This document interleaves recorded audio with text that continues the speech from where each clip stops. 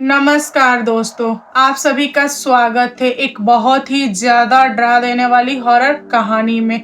आज मैं आप लोगों के साथ शेयर करने वाली हूँ पंजाब की सच्ची घटित भूतिया कहानी।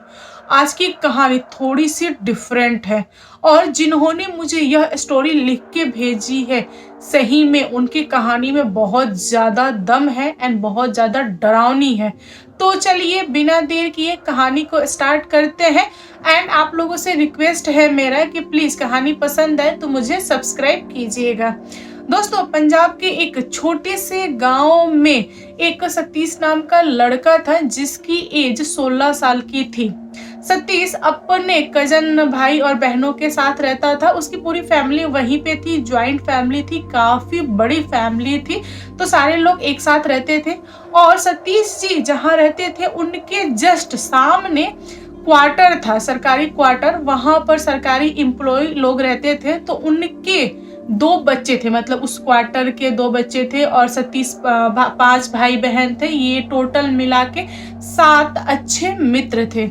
ये लोग इवनिंग में आपस में ही खेलते थे। ये लोग क्रिकेट वगैरह को ज्यादा पसंद करते थे, ज्यादा खेलते थे। हर रोज की तरह एक दिन इवनिंग में सतीश और उनका ग्रुप क्रिकेट खेल रहा था। जो गेंद था वह बहुत ही दूर जाके गिरा और जहां पे गिरा वहां पर ये लोग जा नहीं सकते थे। जो क्वार्टर था सरकारी वह काफी बड़ा था और क्वार्टर में ही होता ना कि साइड साइड में जो रूम रहते हैं उनके बाहर जगह रहते हैं, वहां पर कुछ पेड़ पौधे वगैरह लगाए गए थे। कुछ पेड़ ऐसे थे जिनमें फल भी लगे हुए थे और गार्ड हमेशा पहरा देता था। गार्ड नहीं चाहता था कि उस फल को कोई बाहरी लोग तोड़े, इसलिए बच्चों लोगों का उधर जाना मना था।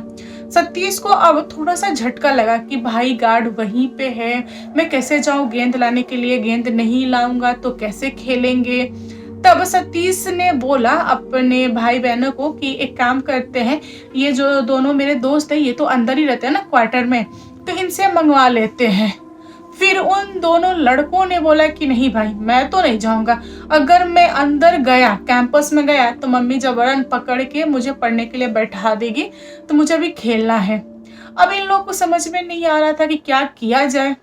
अब सतीश ने दिमाग लगाया कि एक काम करते हैं, जो छड़दवाली है वह पतला है, थोड़ी सी ऊंचाई पे है, तो हम लोग छलांग लगा के उस तरफ जाके और गेंद को ढूंढ के लेके आ सकते हैं। और कुछ दोस्त मेरे जो गार्ड को बजा के रखेंगे। अब ये सातों लोगों ने प्लान तो सेट कर लिया। जो लड़कियां थी वह चली गई गार्ड से बात करने के लिए और अपनी बातों में उलझा के रखने के लिए। सतीश के जितने भी फ्रेंड थे सारे टप टप टप टप दीवार टप के और आ गए क्वार्टर के तरफ। वहां से उन लोगों ने बहुत ही मेहनत करके बॉल को ढूंढ लिया। सतीश को तभी लगी टॉयलेट। उसने बोला कि भाई तुम लोग बॉल पा गए हो ना, तुम लोग चलो, मैं जा रहा हूँ टॉयलेट, मैं टॉयलेट करके आता हूँ। फिर सारे लोग बोले कि भाई चलना उस तरफ कर लेना। सतीश बोल रहा है कि नहीं, मुझे बहुत तेज की प्रेशर आई है, मैं छलांग नहीं मार पाऊंगा, पहले मुझे ना वॉशरूम जाने दे, रुक जा 2 मिनट।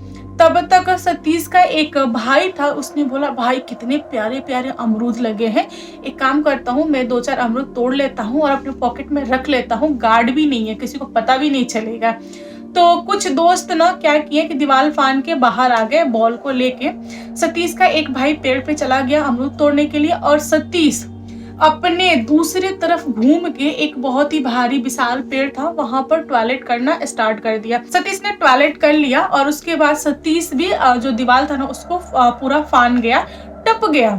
और जो गार्ड था वह तब तक देख लिया कि सारे लड़के जो हैं वो बॉल लेके अमरूद लेके दीवार टप गए हैं। तो अब वह गार्ड लगा चिल्लाने, तुम लोगों ने अमरूद तोड़ा है साहब, हमें डांटेंगे, तुम लोग बिना मर्जी के अंदर आ गए, तुम लोग मेरी नौकरी खा जाओगे, तुम लोगों ने बहुत बुरा किया, ये सब नहीं करना चाहिए, गंदे बच्चे हो, आज के बाद से दिख मत जाना। अब मुझे बहुत डर लग रहा है। जो सरकारी एम्प्लॉय होते हैं ना उनसे गार्ड वगैरह बहुत ज्यादा डरते हैं, क्योंकि बात नौकरी की थी। तुम कैसे सुरक्षा दे रहे थे कि बच्चे सारे चीज तोड़ ले गए। ये वाली बात थी। गार्ड की तो खुद धड़कन बढ़ी हुई थी, उसने कुछ बोला नहीं और वह बच्चों के पीछे भागा भी नहीं। कहाँ तक भागता। बच्चे गेंद लेके आके फील्ड में फिर खेलने लगे। जो ग्रुप था सतीश का, जो खेल रहे थे क्रिकेट, उनमें से किसी ने आवाज लगाई कि सतीश आजा, तेरी जरूरत है। तब सतीश की एक बहन ने बोला कि भाई की तबीयत सही नहीं है, तुम लोग खेलो, यह यहीं पे बैठ के देखेगा। सतीश एक जगह पे चेयर लेके बैठ गया और एकदम से सर नीचे ऐसे कर लिया था, ऊपर तो देख ही नहीं रहा था। बहन बहुत सारी बातें कर रही थी, फिर भी वह कुछ भी नहीं देख रहा है, ना ही किसी की बातें सुन रहा है। लड़कियों ने उतना ध्यान नहीं दिया। जब पूरा का पूरा क्रिकेट खत्म हो गया तब सारे दोस्त आए और सतीश से पूछे कि भाई मजा आया ना, ऐसा क्रिकेट ऐसा था, तुझको कैसा लगा बता। लेकिन सतीश का कुछ भी जवाब नहीं। सतीश के एक कजन भाई ने उसका ये पकड़ के ठुड्डी ऊपर सर किया, तब उसके होश उड़ गए, क्योंकि सतीश की आंख से, नाक से, मुंह से, कान से ब्लड निकल रहा था। वो भी बहुत ज्यादा ब्लड निकल रहा था। यहाँ पर सारे लड़के डर गए। जब सतीश के भाई ने सतीश को देखा कि उसके भाई यानी सतीश के मुंह से, फेस से, हर जगह से ब्लड टपक रहा है, तो उसकी धड़कन मानो कि रुक गई।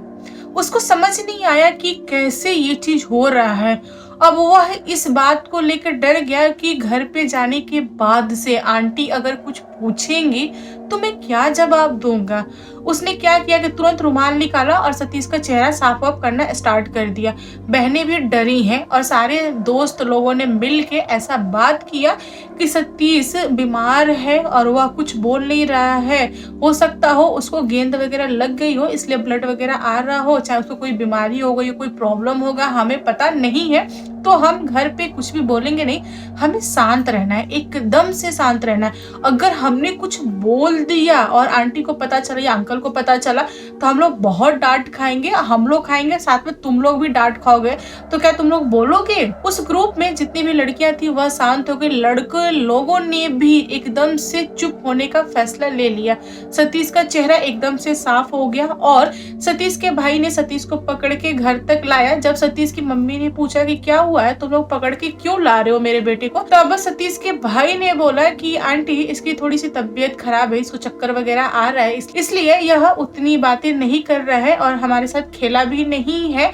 तो सतीश की मम्मी बोली कि ठीक है, इसको यहाँ पे बैठा दो और मैं देखती हूँ कि क्या समस्या है। उन्होंने अपने बेटे को शरबत बना के पिलाया और सतीश चुपचाप सारे का सारा शरबत पी लिया। और उसके बाद से उसकी मम्मी बोली कि बेटा यहाँ पर थोड़ी देर के लिए तू बैठा रहे। इवनिंग का टाइम था और जो सतीश है वह एकदम से चुपचाप सर नीचे ऐसे करके बैठा हुआ है। सतीश की माँ ने सतीश से बहुत सारे बातें की, लेकिन सतीश ने एक बात का जवाब नहीं दिया, कुछ भी रिप्लाई नहीं दिया। यहाँ पर सतीश की माँ गुस्सा के उसको डांटी और बोली कि ऐसे भी क्या तेरी तबीयत खराब है कि तू बोल नहीं रहा, तेरा सर ही घूम रहा है ना, या तुझे कुछ और हो गया है? तब से मैं चिल्लाए जा रही हूँ, तुझे सुनाई नहीं दे रहा है कि एक चाटा खींच के दूंगी तेरा दिमाग ठीक हो जाएगा, बस तू चाटा खाएगा तभी होश में आएगा। सतीश इस पे भी कुछ रिप्लाई नहीं दिया, बस बैठे बैठे ना अंदर से गुर्रा रहा था। ऐसा लग रहा था कि बहुत ही गुस्से में है। सतीश की माँ बोली गुस्सा दिखा रहा है, गुस्सा दिखा रहा है, तू मारूंगी तुझे चप्पल से, तेरा दिमाग होश में आ जाएगा। इतना बोलने के बाद से सतीश ने अपना सर ऊपर किया। तब तक सतीश की माँ को ऐसा फील हुआ कि एक हाथ उनके गले तक आया है और ऐसा गला पकड़ने की कोशिश कर रहा है। जब उन्होंने अपनी आंखें ऊपर करके देखा तब उनके तो होश उड़ गए। अरे भाई ये क्या, ये तो मेरा बेटा है और वह मेरा गला पकड़ रहा है। अब वह अपने पति को लगी चिल्लाने, अरे बचाइए बचाइए, देखिए क्या हो गया इसको, ये मेरा गला दबा रहा है। यहाँ पर सतीश के पापा ने देखा कि उनका बेटा पूरे आंख, नाक, कान, मुंह हर जगह से ब्लड निकाल रहा है, मतलब ब्लड निकल रहा है और अपनी माँ को मारने के लिए जा रहा है, मतलब हाथ आगे बढ़ा रहा है। तब लोग दौड़ के सतीश को पकड़े। 2-3 लोगों ने पकड़ा, फिर भी सतीश किसी के पकड़ में नहीं जा रहा था। सतीश की जो माँ थी वह डर गई और उनको एक झटके में लग गया कि इसको क्या बीमारी हुई है। वह समझ गई कि यह नॉर्मल इंसान नहीं है, इसके अंदर कोई बहुत ही भारी दुष्ट शैतान आत्मा आ गई है। कहाँ से आई है उनको ये चीज पता नहीं था। वह तुरंत भाग के किचन में गई और किचन में जाके जो हल्दी होता है ना उसका पाउडर लाई और अपने बेटे के दोनों कान में हल्दी ठूस दी। जहां जहां से ब्लड आ रहा था वहां वहां उन्होंने हल्दी ठूसा। मतलब आंख छोड़ के नाक मुंह कान हर जगह हल्दी ठूसा। सतीश जो था ना वो हल्दी ठूसने की वजह से बहुत तेज गुड़नाया और लोगों को एक झटके में झटकार दिया, मानो कि कपड़ा ऐसे झटका रहा हो उस टाइप से। सारे लोग गिरे धम धम। और जो सतीश था वह गुड़नाते हुए चिल्लाते हुए बोला, खबरदार जो मुझे किसी ने पकड़ा तो तुम लोगों ने मुझे समझ के क्या रखा है, जो आ रहा है उसको मुझे सुना रहा है, तुम लोग से शांत नहीं बैठा जाता है, बक बक बक बक करके मेरा सर दर्द कर दिए हो, चुपचाप बैठो वरना मैं किसी को नहीं छोड़ूंगा। सतीश की माँ बोली कि तुम कौन हो और क्यों आए हो मेरे बेटे के बॉडी में, मेरे बच्चे ने तुम्हारा क्या बिगाड़ा है बताओ मुझे। सतीश की माँ लोहा लेके गई और उससे सवाल की। तब उस आत्मा ने बोला कि तुम्हारी इस मामूली से लोहे से मैं नहीं डरता, तुमको जो करना है कर लो, लेकिन मैं तुम्हारे बेटे को नहीं छोड़ूंगा क्योंकि इसने बहुत बड़ा पाप किया है। सतीश की माँ बोली कि क्या पाप किया है बताओ। एक इकलौती औरत जो उस भारी आत्मा से बात करिए, सारे के सारे मर्द लोग साइड में खड़े हैं और लीला देख रहे हैं। सतीश जो था वह बिल्कुल भी होश में नहीं था। उसके बॉडी में जो आत्मा थी वह बात कर रही थी। उस आत्मा ने सतीश की माँ को बताया कि देखो तुम्हारा बेटा मेरे घर पे आके पेशाब किया है, इसलिए मैंने इसको पकड़ा है और मुझे तुम नॉर्मल आत्मा मत समझना, मैं बहुत भारी हूँ, प्लस मैं बहुत ही एजेड हूँ। तो जो जितने एजेड होते हैं उनके अंदर उतनी ही शक्ति आती है।